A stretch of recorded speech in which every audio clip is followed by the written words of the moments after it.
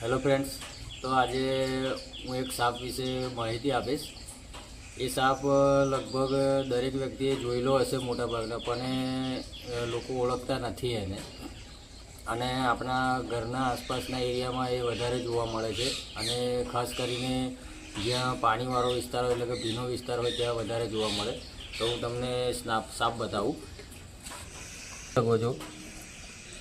આ સ્નેક મોટાભાગના લોકોને એવું લાગશે કે આ અળસિયું છે, પણ ખરેખરમાં અળસિયું નથી. આ એક વોર્મ સ્નેક છે, જેને કે વોર્મ સ્નેક એટલે કે જે અર્થવોર્મ આવે છે, અળસિયું જે આવે છે તેના જેવો સેમ ટુ સેમ આવે છે સાપ.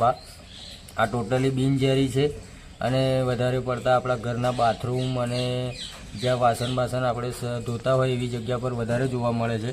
અને આ ખાસ કરીને જીવજંતુઓ, ઝેરી જીવજંતુઓને પણ ખાય છે, જેથી કરીને કોઈએ આને મારવો નહીં.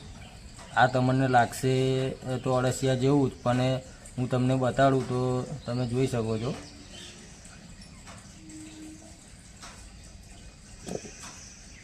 બીજા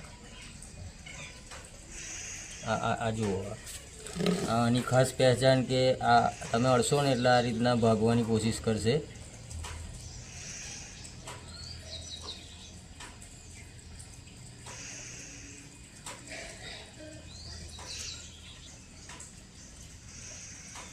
આ લગભગ એની મેક્સિમમ સાઇઝ છે. આનાથી સ્લાઇડ કદાચ વધારે મોટું થઈ શકે, આનાથી વધારે મોટું થતું નથી.